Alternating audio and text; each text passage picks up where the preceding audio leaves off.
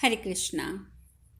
छोटे छोटे टोटके, छोटे छोटे उपाय, ये कड़ी पुनः मैंने जो आरंभ की है उसमें मैं आपको कुछ ऐसी चीज़ें बता रही हूँ जो करनी बहुत आसान है, बहुत आसान। हर एक व्यक्ति के लिए करना सहज है।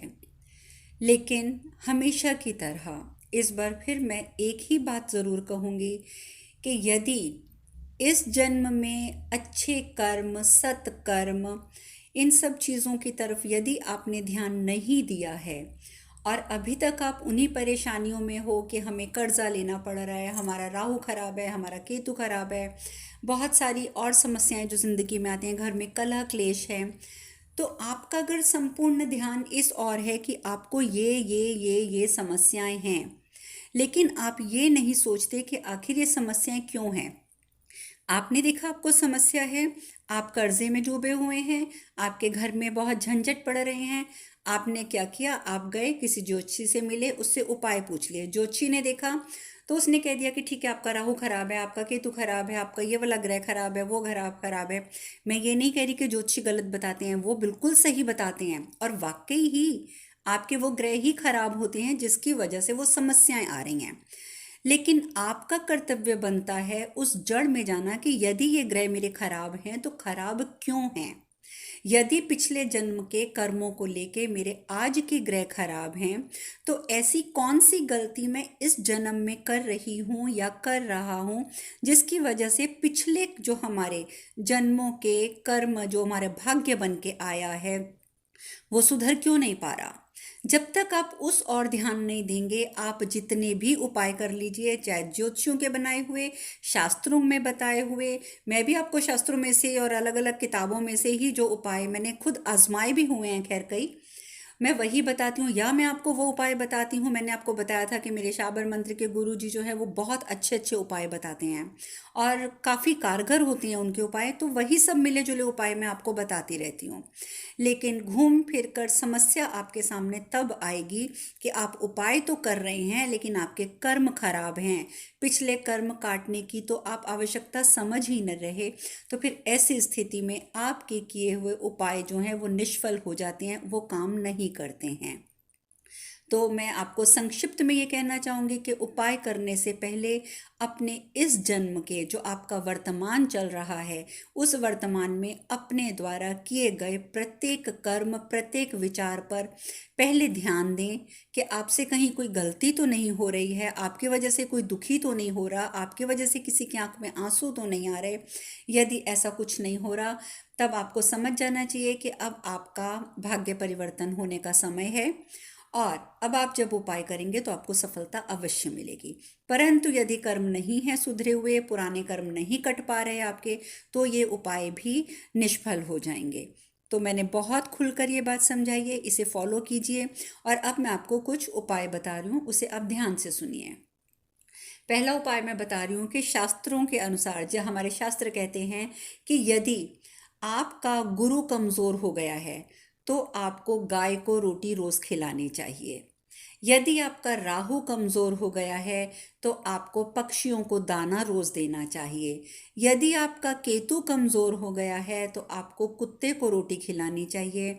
यदि आपका पृथ्वी तत्व कमज़ोर है तो चींटियों को आपको भोजन कराना चाहिए। और यदि आप में जल तत्व भी कमज़ोर हो रहा है तो आपको मछलियों को दाना ज़रूर डालना चाहिए, क्योंकि जब हम इन पांच को हर प्रकार से भोजन अर्पित करते हैं तो हमारे जीवन की अधिकतर समस्याएं खुद ब खुद दूर होने लगती हैं, क्योंकि ये एक अच्छा कार्य भी है। इसके अलावा मैं आपको ये बताना चाहूँगी कि यदि कोई व्यक्ति नियमित रूप से गाय को रोटी खिलाता है तो उसका जो गुरु ग्रह का जो दोष है जो उसे लगा हुआ है वो नष्ट हो जाता है, क्योंकि गाय को पूज्य माना जाता है, पवित्र माना जाता है। और इस वजह से यदि आप गाय की सेवा करते हैं तो आपको सुख की प्राप्ति होगी ही, उसे कोई नहीं रोक सकता, बशर्ते कर्म आपके और भी ठीक हों तो। इसी प्रकार यदि राहु की परेशानी है तो जैसे मैंने ऊपर कहा कि उस समय पक्षियों को दाना डालना चाहिए। जब आप पक्षियों को दाना डालते हैं तो आपके जो फाइनेंशियल प्रॉब्लम्स हैं, यानी जो आर्थिक समस्याएं हैं, उनमें आपको लाभ प्राप्त होता है। जो लोग व्यवसाय करते हैं और यदि वो प्रतिदिन पक्षियों को दाना डालते हैं तो उनका व्यवसाय बहुत अच्छे से चलता है, उन्हें कभी परेशानी का सामना नहीं करना पड़ता। यदि कोई व्यक्ति दुश्मनों से परेशान है कि मेरे तो बहुत सारे दुश्मन हैं, मैं क्या करूं, मतलब उसका केतु भी कमज़ोर हो गया है और उसे हमेशा यही भय मतलब लगा रहता है कि मुझे अब ये दुश्मन ये नुकसान पहुंचाएंगे, वो नुकसान पहुंचाएंगे, तो ऐसे व्यक्ति को कुत्ते को रोटी खिलानी चाहिए। क्योंकि जो व्यक्ति नियमित रूप से कुत्ते को खिलाता है, जो भी व्यक्ति, तो उससे दुश्मनों का भय नहीं सताता। इसी प्रकार से यदि आप कर्ज से परेशान हैं, आपको लगता है कि आप पे बहुत कर्जा चढ़ता जा रहा है और आपको बार बार कर्ज लेना पड़ रहा है, तो आप अपनी डेली रूटीन में ले आएँ कि चींटियों को आपने आटा और शक्कर, ये दो चीज़ें, चाहे आटा और चीनी बोल दीजिए, ये दो चीज़ें मिलाकर आपने रोज़ चींटियों को डालनी है जहाँ पर चींटियाँ हैं। तो आप देखेंगे धीरे धीरे आपका कर्जा जो है वो ख़त्म होना शुरू हो जाएगा। और जिन व्यक्तियों की पुरानी संपत्ति उनके हाथ से निकल गई है या कोई भी ऐसी मूल्यवान वस्तु खो गई है, तो इसका अर्थ ये होता है कि उनका जल तत्व भी कमज़ोर हो रहा है। तो यदि ऐसे व्यक्ति प्रतिदिन मछली को आटे की गोलियां बनाकर खिलाते हैं तो उन्हें 100% लाभ होता है। फिर उन्हें लाभ मिलता ही मिलता है, चाहे कुछ भी हो जाए। पुनः मैं कहूँगी, लेकिन अपने कर्मों पे ध्यान अवश्य दें, क्योंकि मछलियों को आटे की गोलियां देने से और तो और हमें मतलब इतने लाभ और भी मिल रहे हैं, लेकिन ये लाभ उससे ज़रूर मिलता है कि यदि आपकी कोई पुरानी संपत्ति खो गई है या किसी ने उस पर कब्जा किया हुआ है, तो वो आपके लिए वापस मिलने के योग बनने आप मतलब शुरू हो जाएंगे। ये एक बहुत आजमाया हुआ टोटका है। तो संक्षिप्त में मैं इतना कहूँगी कि ये मैंने 5 आपको आप पशुओं के नाम बताए हैं।